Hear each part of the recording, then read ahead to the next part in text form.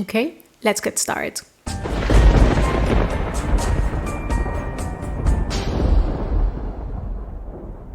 Hey horror freaks, welcome back to my channel. My name is Amanda. If this is the first time here, don't forget to subscribe and hit the bell icon so you can get a notification every single time that I post a video, and I post every single week.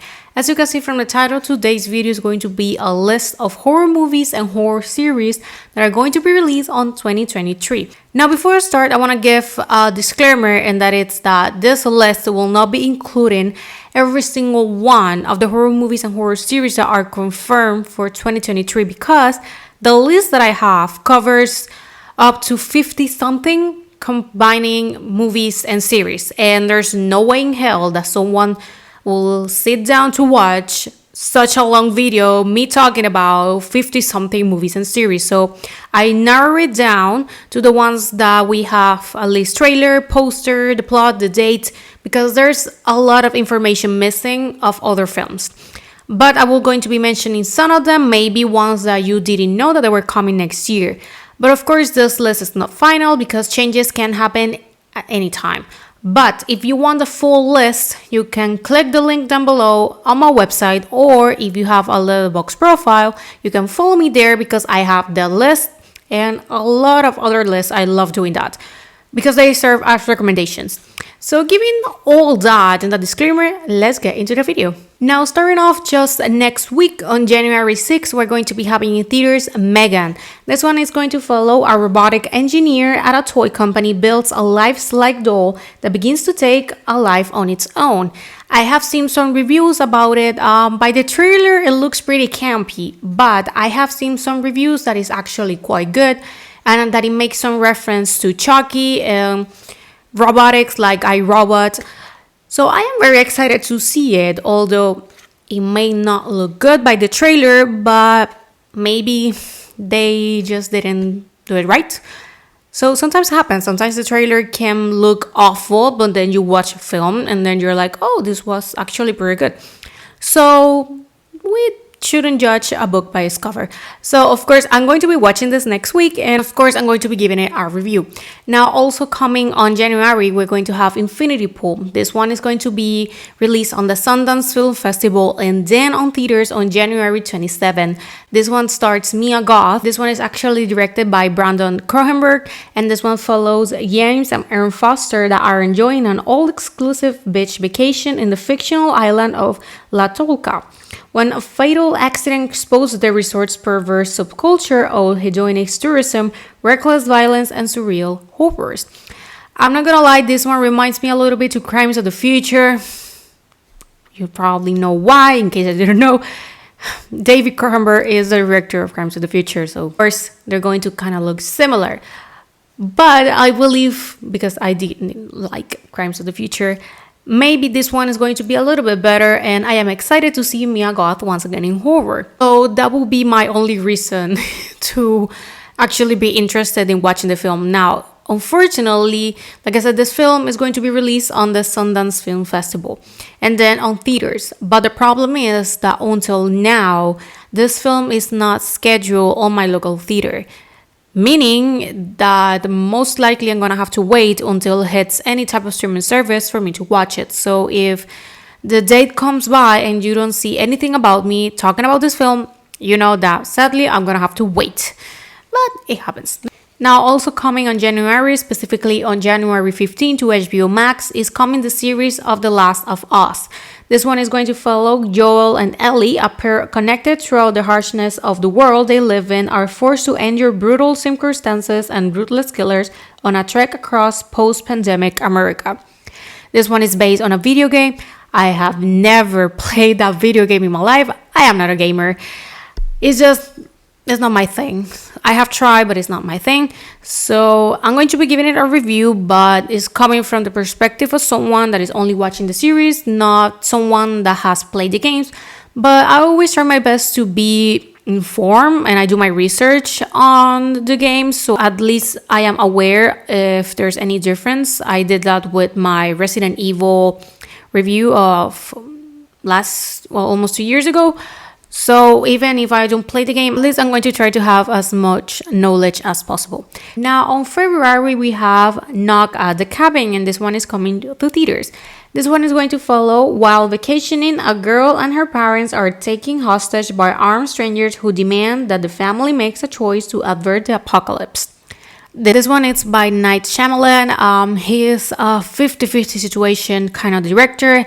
The film can be good or the film may not be good. So I am just on the middle. I am interested in watching it, but I am not that excited. But still, I'm going to watch it, of course. So like I said, this one is coming on February 3 to theaters. But then we have on March 10, which I believe is one of the most expected horror films of 2023, Scream 6. This one is going to follow in the next installment. The survivors of the Ghostface killing leaves Woodsboro behind and start a fresh chapter in New York City.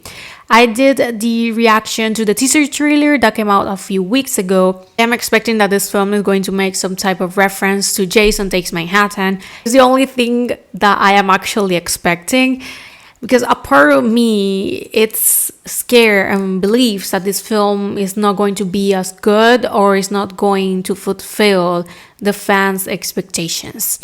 In my opinion, one of the reasons that Scream as a franchise was so good was because we had the trilogy work perfectly. We had some time between the third one and the fourth one, and the fourth one was actually well received, and until today is actually well received, so we didn't have any issue. And then of course we have the fifth one, which created sort of a debate, but still, generally speaking, it was well received.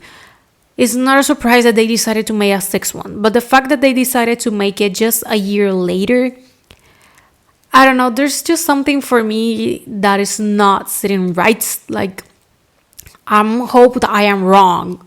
I am hoping that I am wrong. Because something is telling me that they made a mistake with trying to rush it. Like, I am just hoping that I am wrong. Because being honest, a part of me wants to love this new movie. Because I love Scream. In my opinion, it's one of the best horror franchise. But I am very scared, I'm not gonna lie. So, crossing my fingers that I am very wrong in this. Now, into the films that we only have the plot and the date, but we don't even have a poster. I'm going to be using alternative posters that you can find anywhere on the internet, but they aren't official posters.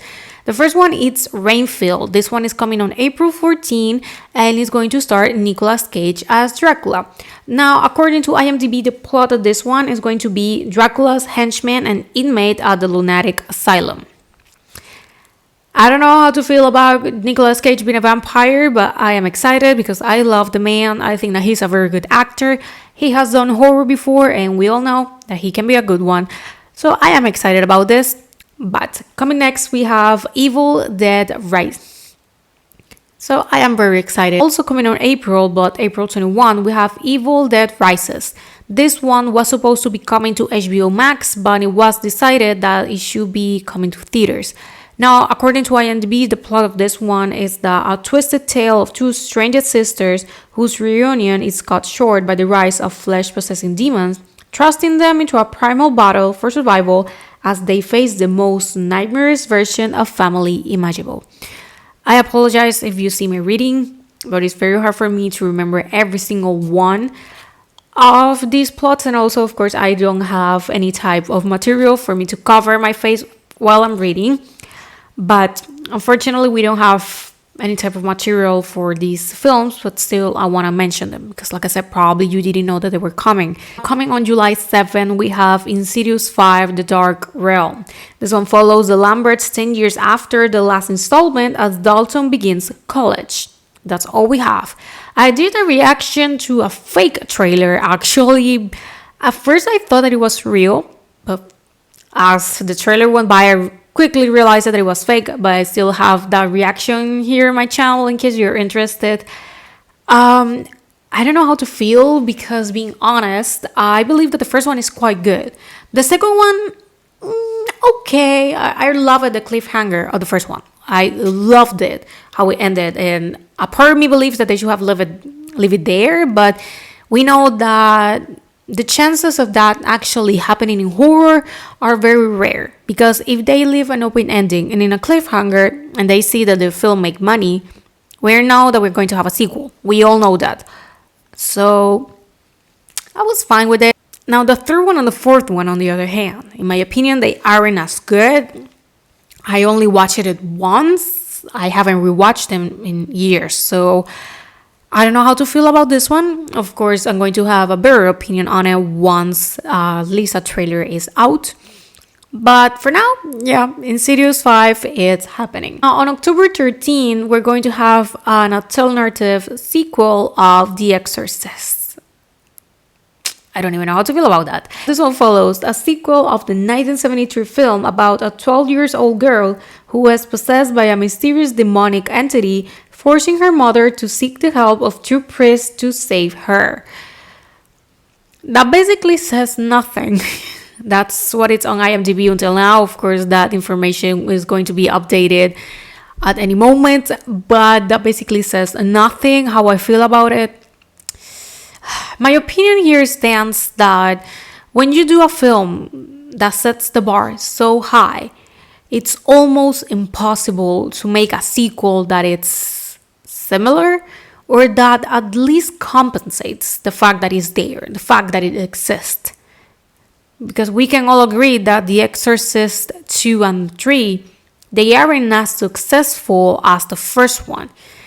And sometimes sequels can be good. I am not saying that they aren't always good, because sometimes they can be. But when you have such an iconic film, we know that the bar is set too high. And doing a sequel or a reboot, a remake, whatever that is related to it, is going to be hard to please fans or to be similar to the impact that this had. And being 100% honest, in my opinion, the impact that that film had back in the 70s is impossible to replicate, because we have seen everything. We have seen it all. At that moment, they have never seen something like that. So of course they were scared for a reason. But here, in these times, we have seen it all. So it's very hard to please fans and to make something so unique and different.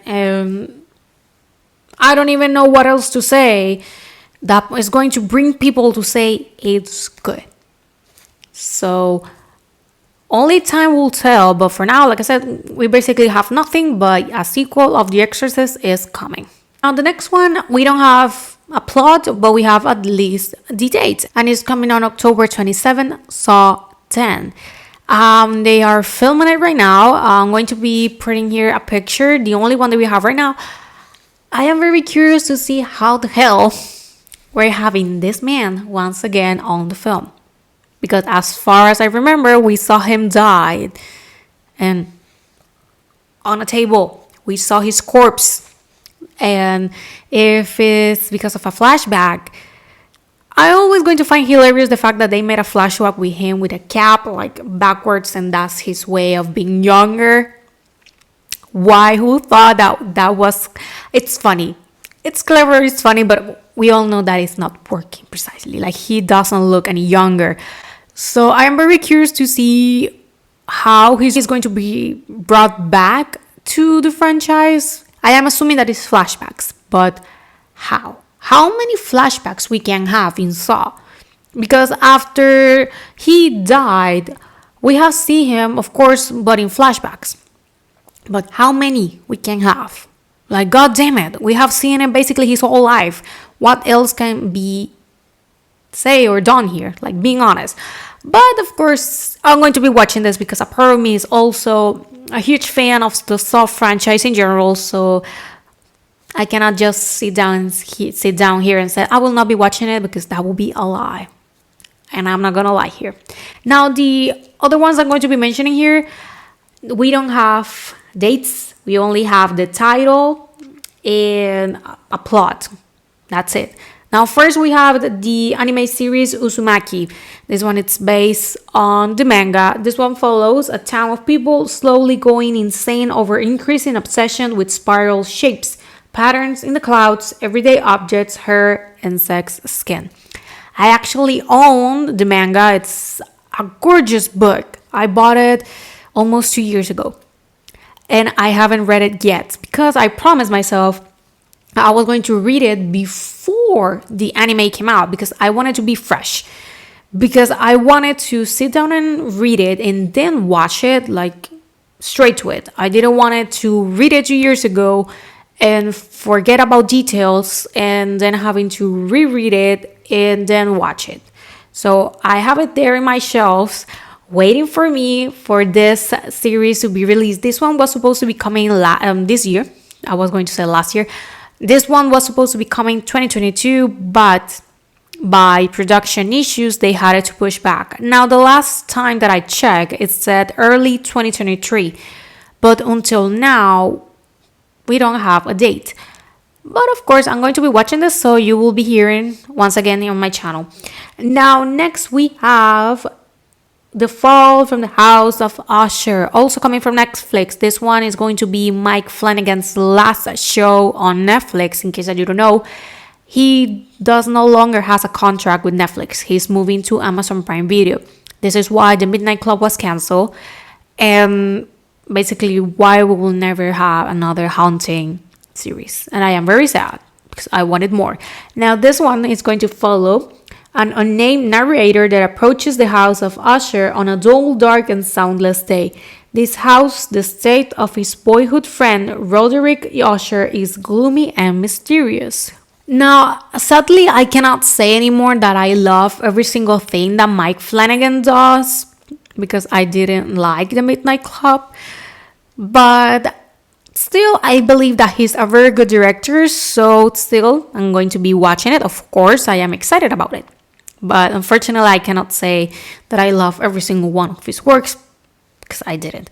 But still, very excited about this one. We don't have a date, but I am assuming that maybe October or fall, that type of date, that time of the year is going to be released.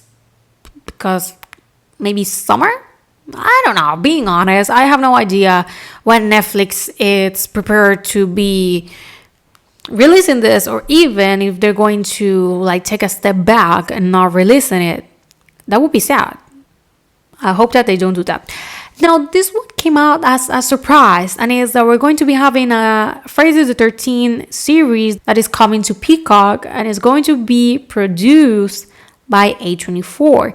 It's going to be called Crystal Lake. Now, it basically says that it's going to be a prequel series of Friday the 13th of 2009. Meaning, of course, that we're not going to be following the Pamela Voorhees storyline. Which makes me a little bit sad because I love her character. I mean, she's the original killer. But I know that there's people that love it. The 2009 Friday the 13th.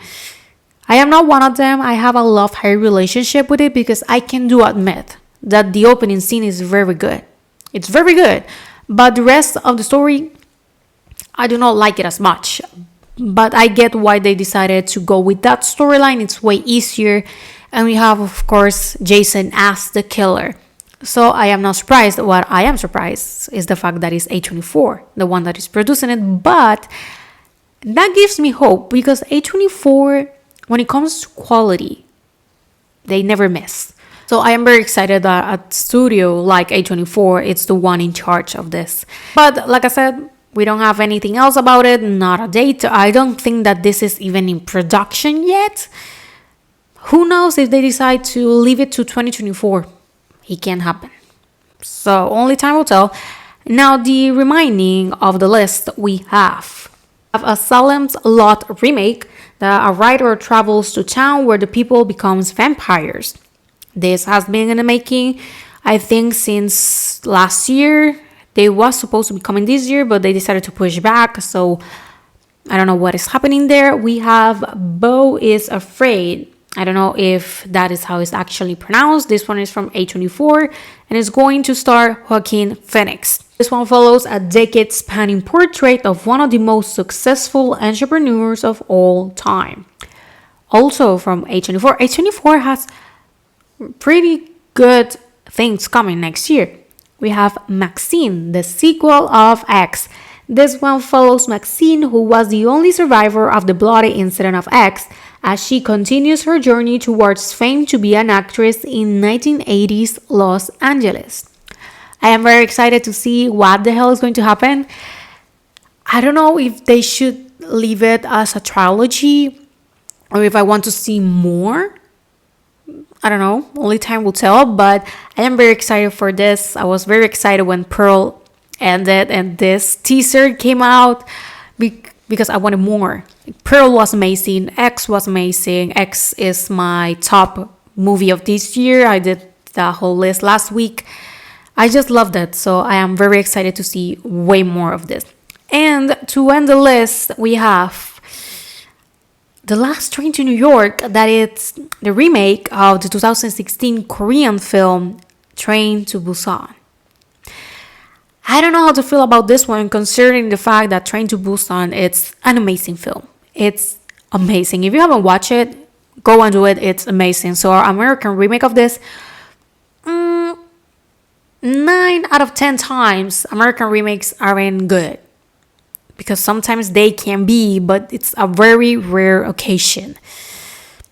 So I don't know. So I don't feel excited about this because I don't feel like that is necessary. But it's happening. And the last ones of the list that we don't have nothing. We only have the title. We have VHS 85. This one most likely will be coming to Shudder. We have Apartment A7. And we have an Alien TV series that is coming to Hulu. I was surprised when I read about that, but we don't have any type of information. And that basically covers this list. Because like I said, the list, it's way longer. There's a lot of information, and being honest, no one was going to sit down here to watch me talk I was expecting almost to an hour talking about movies, like just sitting down here. We all know that will become boring at some point. And you're probably going to be like, fast forward, or like, stop, no, I'm leaving. So I don't want to bore you. So down below, it's the full list and also on my Letterboxd profile. And it's also going to be available on my podcast. Because in case that you don't know this, I actually have a podcast. I haven't posted an episode, I think that since April. I have been lacking there. Because it's not like my first platform that I use. My first one will be YouTube, then it's Instagram, then TikTok, and the last one is going to be the podcast. But I want to change that. I want to get better on the podcast format because I believe that it's a very good way for me to share more information and more stuff in a longer format because podcasts, they're supposed to be longer. So if I do an hour podcast, probably you're going to be listening it like completely fine compared to watching an hour-long video because that's how it works. We cannot watch things that are very long, but we can hear it. So I'm returning to my podcast on 2023. That episode is going to be available on the upcoming days. It's available on all the podcast platforms, so you can follow me on Spotify, Apple Podcasts, and Google Podcasts, and many others. The link is on the description box down below also. But well, thank you so much for watching. Let me know down below which one is the one that are you most excited about. Definitely for me is Maxine and Scream 6 at the moment, because of course we have way other things that will be coming that we have no idea about. So this is why I always do my monthly recaps of the films that will be released in the month, because like I said, can happen. So I always like to be as updated as I can. But well, thank you so much for watching. Now before I leave, since this is the last video of 2022, I want to say thank you to every single one of you who watch my videos. Thumbs up, comments, who share it, because I don't know if any one of you ever share one of my videos with someone or maybe in social media. Thank you. From the bottom of my heart, thank you. I am a small channel. I haven't been doing this for a long time, but I enjoy what I do, and I am very grateful for every single one of you. So happy New Year. I hope that you have a great day with your family, and I hope that this new year can bring more horror and very good things. And I'm going to see you guys on the next video next year. Bye.